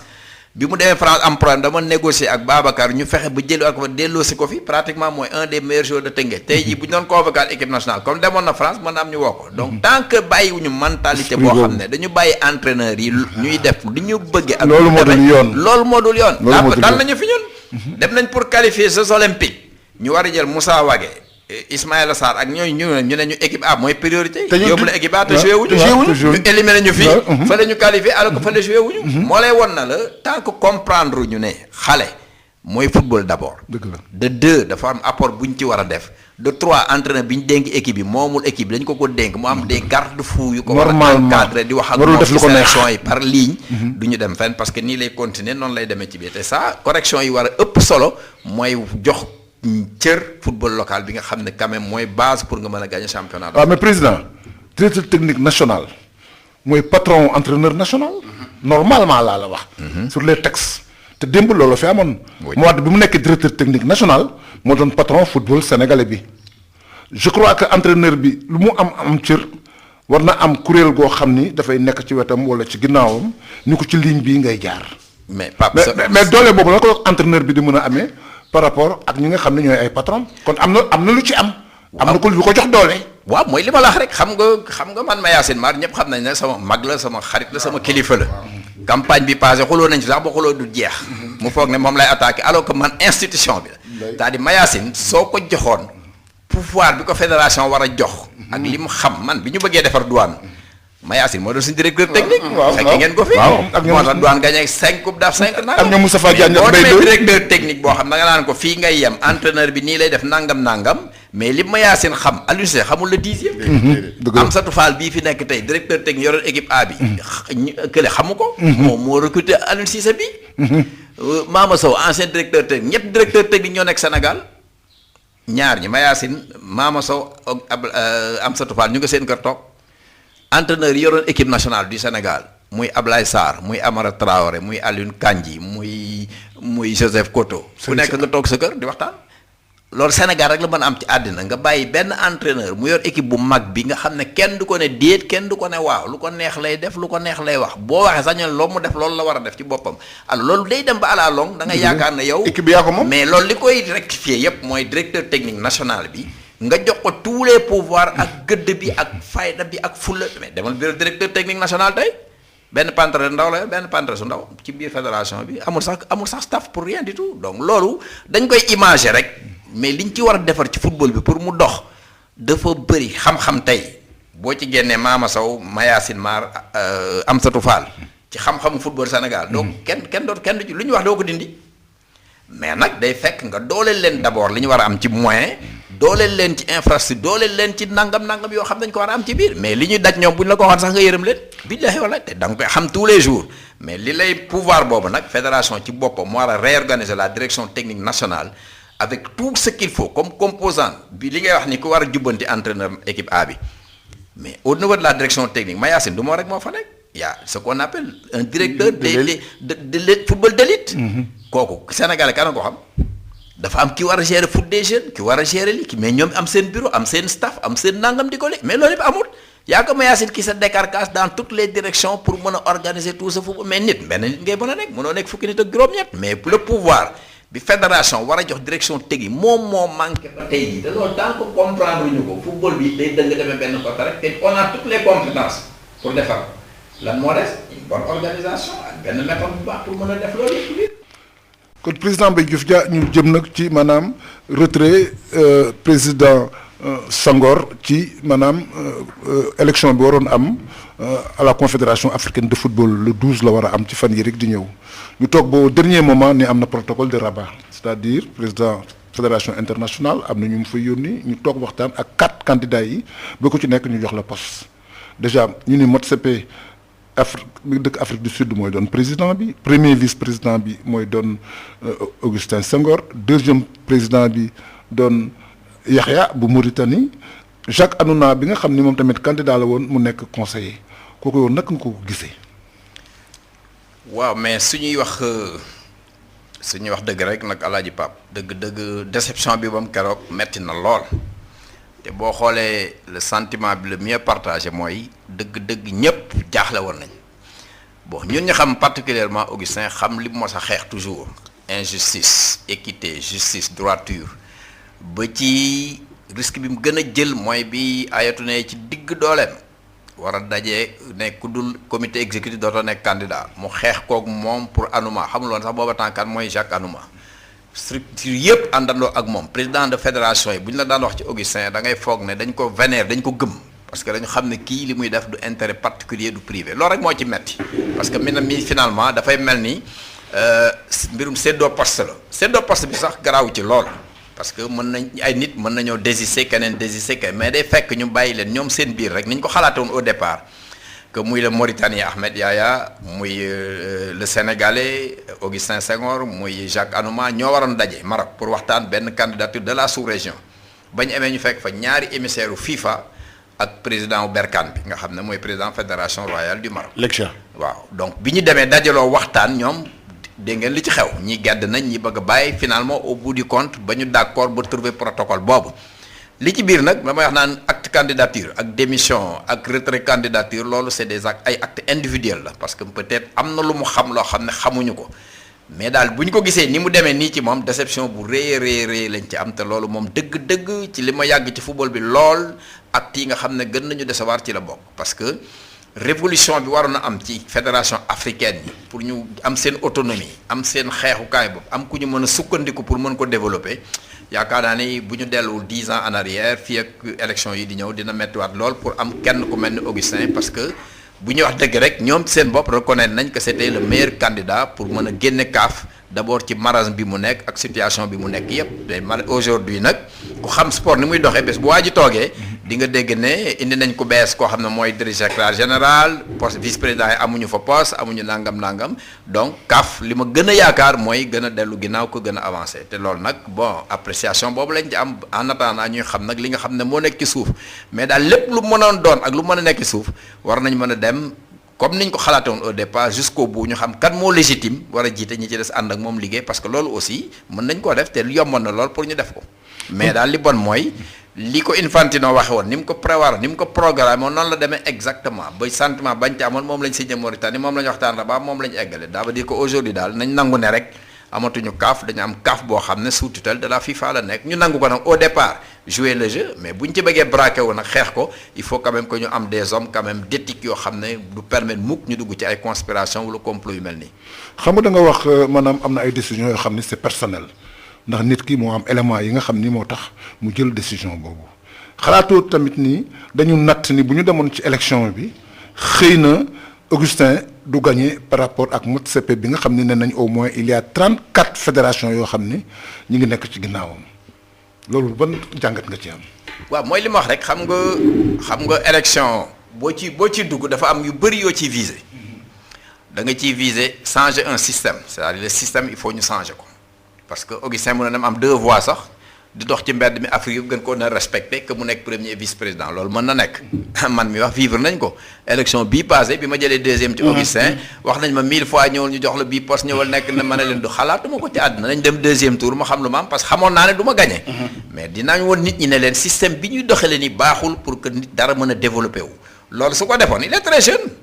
élection bii di ñëw nii ni mu demee ci amaat nii au bout de quelque temps dinañ dindiwaat président bees bi fexe ba indi keneen ko xam moom la ñu bëgg a teg et on va retourner ci li nga xam ne moom la Augustin yàgg a xeex pour que CAF génn ci dépendance FIFA bi du dépendance parce que bu ñu yaakaar ne ñun dañ dépendre ci FIFA aujourd'hui coupe du monde sans Afrique dootu tudd coupe du monde leneen lay tudd il faut aussi ñu xam ñun ñooy ñan ak ban pouvoir la ñu am aussi ci FIFA mais boo yaakaar FIFA rek am doole yow amoo ci doole boobu da ngay nax sa bopp parce que 54 pays quand même am nañu fulla ak fayda bam bu ñu fexoon ba boole ko kenn du mën a def dara ci àdduna bi te duñ ci bokk d'ailleurs bi ñu bëggee première coupe du monde xool xam ne bu ci Afrique bokkul du tudd coupe du monde mais dañoo dem invité Égypte njëkk a dem ci coupe du monde maintenant bii aussi bu ñu amoon fulla fayda bi ñu yaakaaroon ne sénégalais yi ñëpp mobilisé pour une fois presse état opposition ñëpp àndandoo ngemb Augustin pour ñu dem jusqu'au bout su li xewee ci diggante bi dina jaaxal képp kuy sportif te loolu nag explication bi moom rek moo ko mën a joxe mais dëgg-dëgg doy na kéemaan. mais président dañ gis ne pratiquement au-delà de moom tous les autres candidats ont accepté li ci xaw a jaaxal ni ñu mot c'est-à-dire chaque année bañoon sax après il a fait une déclaration Ahmed Yahya fait def déclaration est-ce que nekkul tam ce sont les aides waxu léegi man damay dépasse sax candidat Augustin Senghor mais les autres candidats est-ce que tamit loolu nag mën a jàngatee loolu est-ce que nekkul état yi ñoo nekk derrière parce que gis nañu ce sont les états qui ont été au devant de la scène pour porter les candidatures là parce que tamit boo xoolee tamit président ñu lire tuuti Gianni Infantino def na tournée def na Mauritanie ñëw Sénégal dem fu lu yëpp da ko ñu recevoir ko ndax mën a jàngatee volte-face su ñetti candidat ñu jëkkee ñu taxaw ne dañuy ànd ci protocole de Rabat bi. waaw Mali mooy li xam nga dafa am yoo xam ne ci suuf ki ci nekkul doo mën a xam li ne ci suuf exactement. moom mooy bénéfice du doute la ko nit ñi di waxee. man loolu laa accepté Augustin muy le bénéfice du doute. parce que nag connaissant mais li ma xam man ci Sénégal yaakaar naa ni du état du gouvernement du nangam dinañ dugg la preuve bi ñu def protocole ba boobu Ablaye Sow ak Matar ba ñu nga Burkina Faso di campagne c'est-à-dire que Sénégal am nañu taxawaay boo xam ne dans la sous-région am nañ ko ci nangam boo leen dégloo yi fi jaar yépp dañu jox cër boo xam ne sénégalais rek moo ko mën a incarner maintenant li ci des nag moom bi nga xam ne moo newoon ci biir moo ci mën a xam li nga xam ne moo ci xew ci biir parce que boo xoolee avant ñu dem Mauritanie Augustin dafa démissionné 3 heures 4 heures plus tard Anouma démissionné ñu toog 3 4 quelques jours heures plus tard Mauritanien bi démissionné pour wan la ni rek donc am na leneen lu ne ci biir loo xam ne ñun africains yi mënaguñ ko comprendre mais nag nañu nangu rek ne aujourd'hui daal fi ñu tollagum pour l'instant nañ nekk ne CAF bi dafa nekk sous dépendance de la FIFA ñu xam nag nan la ñuy réorganiser pour mën a xeex loolu parce que am nañu doole pour mais nag soo xamul doole bi nga am malheureusement mooy indi conséquences yi ngay gis toujours parce que 54 nous sommes la deuxième confédération en matière de football en dehors du FIFA te coupe du monde bu mën a am sans Afrique doo tudd coupe du monde loolu boo ko xamee ba téye ci nag bu ñëpp àndandoo nekk benn yaakaar naa ne lu bëree bëri nañ ci mais nag li ko gën a indi mooy aussi xam nga boo nekkee ci situation de dépendance extrême liggéeyuñu CAF pour mu am autonomie liggéeyuñu CAF pour infrastructure dox liggéeyuñu CAF pour nangam ñu nekk ci topp ci tubaab yi topp ci je dis sax tubaab je retire le mot topp ci organisation FIFA boo xam ne daf lay appauvrir loo pour mën la téye ci loxoom tant que révolution boobu amul pour que ñu mën a demal suñu bopp day am difficulté yoo xam ne duñ ci mën a dem parce que xam nga l'islam sax daf koy wax boo demee ba ndóol bi egg fenn fii dana la wàcciloo say vertu yoo xam ne yow sa bopp sax doo gëm li nga bëgg a doon mais nag li ma wax sànq rek mooy li ci am état yi seen bopp ndax dugal nañ seen loxo dugaluñ seen loxo candidat yi seen bopp nga xam ne ñoo def seen acte individuel même buñ ci d'accordul ñun ñoo ko defar seen bopp ñoo mën a toog ak opinion bi wax leen ne mbir mi kat nii la mujj demee moo tax ñu def nangam mais boo xoolee texte ñoom ñetti texte yépp pratiquement day mel ni coupé collé bi ñu concerté ak suñu ay acteurs ak suñu gouvernement bi ñu comparé ñoom ñetti ñëpp même chose la ñu wax c'est-à-dire que am na loo xam ne xew na ci biir ñun extérieur mënuñu ko analyser li ci des nag comme on dit mënatuñu refaire histoire bi nañ àndandoo ñun ñëpp ñaanal ko appuyer ko mu rester dans ses convictions fermes pour que au moins bu CAF naree dévier ci li mu xam ne moom la gëm comme ils disent un protocole lañ def boo xam ne programme yëpp lañ daje def ko benn nañ ko communiquer tout le monde loolu nag à la dernière limite nañ fexe ba ñu appliquer ko parce que suñ ko appliquer wul it on va revenir 10 ans ou 20 ans en arrière te loolu yaakaar naa ni Augustin dina ci am fulla ak fayda pour appliquer li nga xam moom la bëggoon def CAF ñu dugal programme def ko programme commun nit ñi xam lan la ñu wax ñoom pour que quand même nag xam ne ñoom aussi joxuñu leen CAF rek pour lu leen neex ñu def fa dañ ko def CAF pour ñu développer li nga xam ne mooy le football africain. mais dafa am ñaari question yu ma la bëgg poser président d'abord question bu njëkk bi mooy fédération internationale de tout le temps ak dirigeant ya fa nekkoon dañ ni duñu immiscé wu politique ci biir sport bi am na ay moments yoo xam ni état bi bëggee jël nit sax teg ko à la tête d'une fédération dafa am nu mu koy defee mais du feeñ ndax dañ ko daan tere mais avec Infantino on a remarqué que loolu dañ na ndax président yi yàgg nañu dem élection ñëw seet si président république état africain yëpp mais ñu remarqué ni depuis bi fi Hayatou jógee ba léegi Infantino tamit bi mu ñëwee ba léegi loolu dañ ko nax saayal maanaam amatul doole boobu mu am. deuxièmement su fekkee ni ba ñu dajee ñoom à Rabat ku ci nekk da nga ni maa ngi dem waxtaan ak sama waa dëkk sama fédération wala ñi nga xam ne ñoo diriger sport bi foofu ministre yeeg yooyu dinaa dellu si. loolu moo tax ma ne la bien que Matar ak Ablaye ñu nga woon Burkina Faso est-ce que diggante bi Augustin waxtaanul ak ñoom ñu tegal ko ci table ji ni ko lii kat dañ ko waxante Infantino ba pare te mënuñu see dellu ginnaaw loolu xalaatoon ni mën na am. bon man nag suñu wax dëgg rek yaakaaruma loolu parce que xam naa nag lu mu tuuti xam naa tuuti ci état bi ni ñuy fonctionner suñu amee preuve yu leer xam ne lii mooy intérêt wu Sénégal en particulier ci moment boobu ñuy wax mën na nag après ñu d'accord ci. mais moment bi ñuy def protocole bi di ko wax la preuve Augustin ci boppam wax na leen ni fii dégg ngeen ni bi muy dem Maroc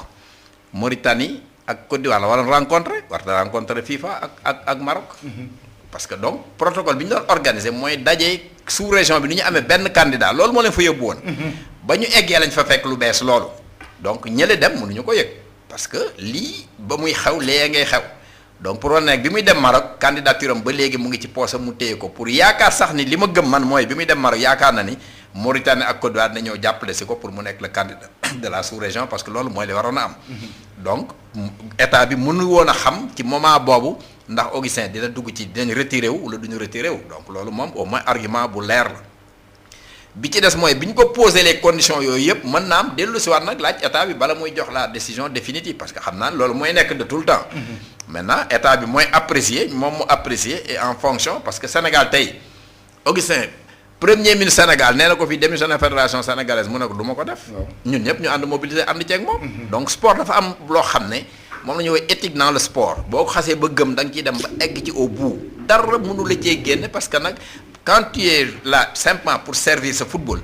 warulaa jar ay intérêt particulier yoo xam ne dina mën a tax nga dévier ci yoon bi ngay jaar loolu mooy man sama équation bi ma am ci mbir mi rek mais quant à état bi mu ñëw joxe onction ou pas soo xoolee ñetti textes yëpp ni ñu ko bindee xam nga ne Augustin mënu jël yenn décision sans que état bi au bout du compte jot ko mais bi ñuy jël décision bi mën naa la wax ne la état bi xamul woon li xew parce que ni ñu ko toggee organiser ko mooy war na la Infantino dafa bàyyi ay ñaari conseillers sur place.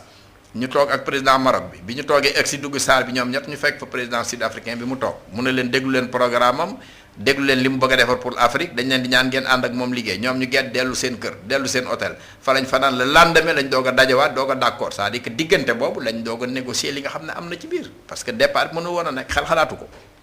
mais léegi président wax nga ko dafay remettre en yaakaar nga ne est-ce que lii nii du gën a maanaam affaiblir confédération africaine de football. par rapport ak lii nii dem ba la FIFA di choisir à la place de la confédération africaine de football. ñu fal nit te demul élection. di fal nit dem xam nga sama je parle sous votre contrôle Pape Diop koy faral di rappeler fii souvent sport yàgg na am consensus yàgg na am mais dañ koy lijjanti dañ naan kat AG bi ñoo jarul ñuy dem AG parce que am yàgg na am mais bii émission bi man moo ci pose problème ça dem ba. da leen ko imposer. ba man su fekkoon ay entre candidats la garaawal mais le fait que est-ce que du gën a nasaxal confédération africaine de football maanaam doole bi amul yëpp mu wàññeeku. La seule confédération boo xam ne c'est la FIFA moo koy dicté kan la ñu war a choisir président man c'est ça mon problème. waaw mais loolu journaliste xam nga ne fii mu ne tey boo déggee li journaliste Côte d'Ivoire wax sénégalais yi wax ko nga dégg Mauritaniens yi wax ko nga dégg même France Inter nga dégg ñëpp di ko wax à l'unanimité bi ñëpp ne nañ ne CAF moom amatul pratiquement CAF moom nañ ko tuddee FIFA bis moo ci am et loolu mooy réalité bi xam nga dëgg nag aussi nit ñi da nga koy nangu parce que boo consensus dafa yàgg ci football bi. dañ dajaloo ñun candidat yi ñu waxtaan ba am benn candidat bu ñu d'accord na ku ne dem tenter chance am au bout du compte d'accord nañ ci loolu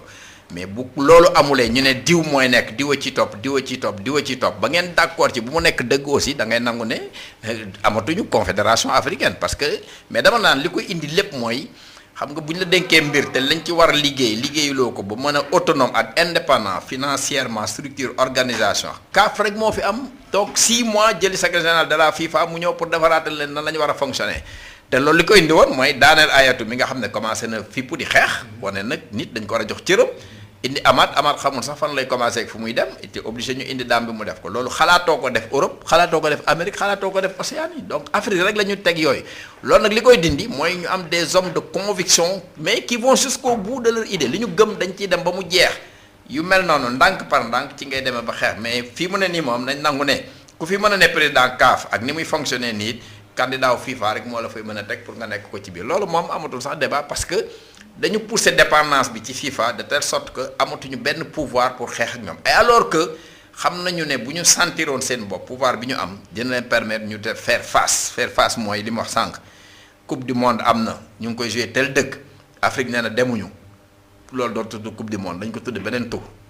donc loolu boo ko xamee ñooy deuxième confédération 54 pays avec tout ce qu'il y a comme organisation comme structure comme développement pour mën a développer football africain bi su la CAF yabee rek ça veut dire que li nga FIFA li ngay doxale biir CAF moo normal te loolu nag c'est la conséquence de li fi jaar yépp ba fi ñu egsi fii au moment où ayatu comprendre loolu bay rebelle wu ci lañ ko def coup bi nga xam ne li ñu def ayatu it bu Augustin demoon moom lañ koy def bu keneen dem moom lañ koy def ça veut dire que aujourd'hui nañ ko nangu rek xam ne on est encore sous dépendance dans le football par rapport ak FIFA. président li des émission bëri lu ñuy wax ci élection fédération sénégalaise de football bi nga xam war nañu août prochain lay doon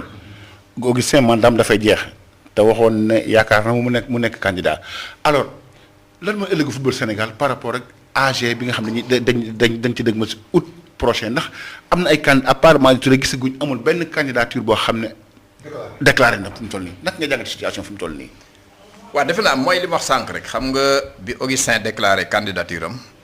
dafa bloqué ardeur yi ak température ak lépp ci boppam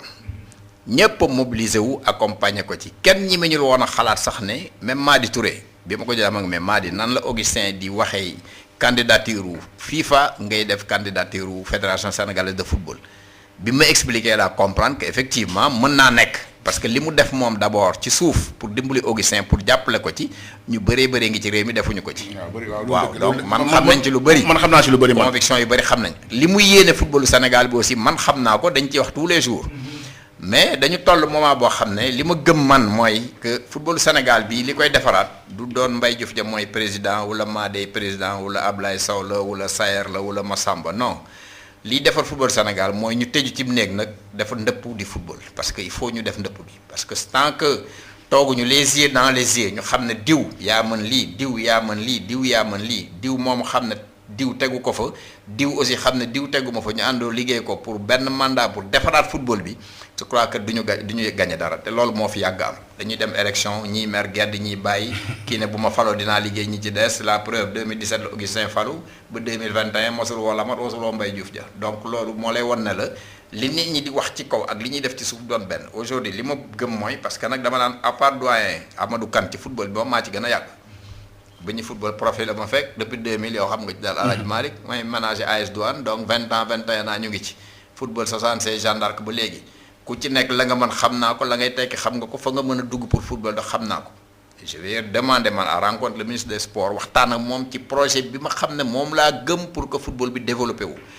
kiy jiitu bés bu ñu toogee 20 22 wala 30 personnes yi nga xam ne am nañ réflexion képp ku nekk poste ba nga war a am pour mën ko diriger dinañ ko fa jox ñu def ko loolu la maa di jox sànq ci consensus mën na nekk mais na fekk ne maa di Mbaye Diouf Sayer ñoom Augi ñëpp sous supervision même bu Augustin même bu ci bokkul mu ñëw toog ñu xam lan mooy gën pour le football parce que moom posture ba muy nekk ëllëg ci li ñuy déggagum ne moom la war a mën a yor ca CAF mën na amal njëriñ lool footballu Sénégal bi su boobaa dina ci am loo xam dina ko ci mën a dugal ñun ñëpp ñu àdduna ñu d'accord ci xam ne kat du Mbaye Diouf ja moo fi teg Sayer du Sayer a fi teg Mbaye Diouf du Sayer moo def nanga mais football Sénégal boo xam ne li ma wax sànq da nga ciy génne juróom-benni entraîneur yoroon équipe A bi muy ñoom Ablaye Sarr muy ñoom Amara muy ñoom Koto nga teg leen de côté directeur technique Amsatou Fall bi fi ne ak Mama Sow nga teg de côté journaliste yi Ablaye Dior ñoom Papa Dieng nga teg de côté ñi nga xam ne ay borom xam-xam juridique lañ Pape Sidi Lo ñoom Pape Djibi Diop ñi ku ci nekk la nga xam nga teg la de côté ñu toog di xoole def naa loolu du ñu ci génne li ñu gëm daal man mooy projet bu ñu toogee ba Augustin defar ba yëpp pare ñu toog suñu biir nag wax nan lañ mën a defaraate football parce que loolu rek lañ deseel football fi mu nekk bala ñuy sénégalais nag ak population bi di jéppi parce que li ci dugg ci xaalis bëri na te ba tey nag nañ nangu ne on a rien gagné te dans la sous-région defe naa ba ci Gambie gii sax ñun doog ñoo fi gañewul dara te loolu nag jubbanti ko jot na. est-ce que président Mbaye Diouf il est candidat pour la prochaine élection de la fédération de football. waaw mais déggoo li ma wax léegi dafa leer nañ dama ne bés bu ma dajalee ñi ma war a dajale ba ñu toog. buñ ne ma yow Mbaye Diouf ja mii la. maa fay jiitu ji parce que wax naa la ko léegi man dama bàyyi université dem Gobi quartier deuxième classe 1981 def ñeenti at Bango dem marine nationale dem douane dama xam lan mooy république ak Bango tey Bango ni mu méttee dama ko xam ba jeex voilà boo weddee nga laaj ko ñu mel ni ñoom Boubacar Camara mi jógee Bango deuxième classe ba IGE ko def nga parcours du combattant dañuy ci la yàgg nañ ci lañ daar def naa guerre ku koy Samba Sagna 1981 ak marine nationale bi donc xam naa lan mooy république xam naa lan mooy réew xam nañ lan la ñuy defar dama leen waxoon fédération bii passé ne pour gagner nii lañ ko war a defee d'accord ñu ci woon point ba maintenant jot na que ñu dajale toutes les compétences du football ñu daje dans une chambre dans un hôtel ñu def les assises ak ndëpp du football sénégalais suñ ko defulee je l'ai toujours dit ñaama non du ñu gagner dara parce que gagner sénégalais tant que xol yi ànd ñu nekk benn autour de quelque chose loo xam ne ñëpp a ko war a bokk ñi ko war a diriger bëri na Ablaye Fall mën na nekk président fédération bi tey ji Amadou Kane mën na ko yor tey Pape Sidi Lo ma ca gën a nekk xale war na ko mën a yor Sayer Seck bi mën na koo yor Mbaye Diouf ja mën na koo yor donc ñi ko mën a yor bëri nañu mais mën ko yor Madi Touré Madi moom déclaré na candidature am ba pare ku xam Madi li mu bëgg ci football pour développer ko am na lu mu am lu bëree bëri am na lu ko manqué am na loo xam ne am na ko am na loo xam ne ñun amuñu ko am na man lu ma xam am loo xam ne Madi xamu ko bés bu ñu toogee ba dajaloo ñun ñëpp ba ki war a jiitu te kiy jiitu day xam ne bu ëllëgee tegu fi boppam ñi ko war a contrôler war ko superviser war ko xool dinañ ko may duñ ko bàyyil dara bu ëllëgee dina xam ne lii kat bloc consensus la au lieu ñuy dem histoire xuloo ji ba ñuy defati ay CNF ëllëg nañ ko def de sorte que muy collégialité boo xam ne ñëpp ñi ci war a dugg dinañ parce que nag football bi li muy rëy 14 régions yëpp boo ma joxoon tey big ak fay région bu ne wax la kan moo ci gëm football ak kan ko mën a développer région par région parce que nag yàgg naa ci te xam naa nu muy demee te loolu moom du ñu bàyyi kenn ren mu du ñu dugal ci ay diversion yoo xam ne du am benn njëriñ ça je prends l'engagement solennel xam ne loolu incha allahu rabbi commencé naa ko déjà parce que man j'ai eu 150 voix ci vote bi passé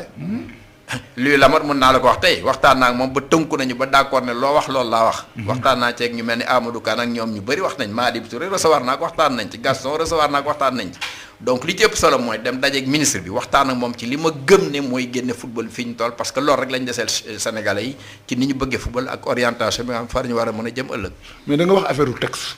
pourquoi nga bëgg ñu changer texte yi ak texte yi lan moo ci jaaduwul ba ñu war ko changer. mais texte yi Alaaji Pape xam nga bu ñu nee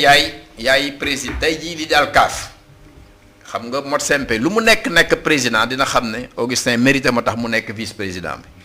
dina xam ne Mauritanie da am légitimité. Sénégal da ngay gis dañuy fal sa président fédération sénégalaise de football ne Augustin la ñu fal Cheikh Seck fal Amadou Kane fal Ablaye Sow fal Sayer Seck falu ci kenn ni ñu ko fale lañ fale ñi ci des. mënoo commandé kenn ñële aussi dañ la naan yow yaay légitimé parce que yaay président bi kenn du wax dara moo tax ku nekk vice président 12 ans du yëkkati benn kàddu di ko teg ci fédération bi man la ma fa noonu di kaasa ko xuloo sax. dama am autonomie parce que président de commission la du moom vice président bi mais malgré tout dañ ma faloon niñ mieux élu d'ailleurs que niñ faloon ñoom Augustin seen bopp parce que j'étais mieux élu que ki ne woon ci comité exécutif bi yëpp mais pouvoir bi ngay am pour bu ñu la falee en indépendant nuroowul ak une équipe bu dajaloo tënk xam ne Papa Dieng mii tegu fi Alaaji Malick Alaaji Malick xam ne tegu ma ko fi ñun ñëpp ñoo àndandoo liggéey pour que orientation jëm ka te loolu rek moo ñu ci mën a génn ñu réformer texte réforme texte nag volonté la depuis 2009 ñu ngi wax réforme des textes ba tey ji benn ligne changé guñ ko ci te loolu nag il faut très rapidement circuit bii di ñëw ñu d'accord ne dañ ko ci def consensus bi trouver solution pour maintenant dem ci réforme texte nga xam ne ëllëg xale yi fii ñëw ëllëg dinañ parce que loolu rek lañ deseel football man li ma gëm mooy def fi loo xam ne dina pérenniser ëllëg ñi nga xam ne ñoo war a ñëw moo ñu ci dese. mais président li des ci émission bi bëreetul loolu yëpp la moo ci war a nekk taxawaayu président Augustin Senghor la ñuy wax nii moom ban posture la am par rapport ak lii ñu bëgg pour football bi moom Abdoulaye Seydou Sow bi nga xam ne ñoo nekk vice président Abdoulaye Sow mu baal ma sax maa ngi koy tooñ il est plus préoccupé maintenant par son ministère ak tamit li nga xam ne moom la ko ministère bi dégg loolu moo ci war a nekk ñoom vécu bi ñu am ban posture la ñu war am présentement par rapport au football. waaw mais Malick xam nga boo defee 12 ans. ci président fédération sénégalaise de football war nga am loo xam ne war nga yéene sa réew gëm naa ne Augustin tey li mu yéene réew mi mooy li mu fiy bàyyi. mu mën a nekk loo xam ne dina rafet lool parce que xam nga diriger dara yomb na mais bàyyi dara mu kon ne di baax loolu moo gën a metti ci africain d'ailleurs loolu la ñu naan sa ndond te boo ko soxoree rek sax day ñaaw. donc war na mën a organiser football bi fi ñu toll nii organiser ko autour de Ablaye parce que Ablaye Sow kenn du mën jaru sax dina il est pratiquement incontournable ci football bi parce que man li ma gëm mooy dara bala nga koy mais par rapport ay charge fonctionnaire yi mu yor léegi ministère yi mu yor ak politique président fédération je ne suis pas dans le sein des saints xaw ma ak bëgg-bëggam ak yeneen mais yaakaar naa ne charge yi mu yenn fii mu nekk nii pour ñëw naa damay xëccoo président fédération sénégalais football parce que ñun ñëpp ñu d'accord ci ne ko yow la góob moom mu mën ko nekk te boobaa nañ gisee ak président waxtaan ceeg moom parce que mënu la nekk mënuñu la jox des charges républicaines ni mu toll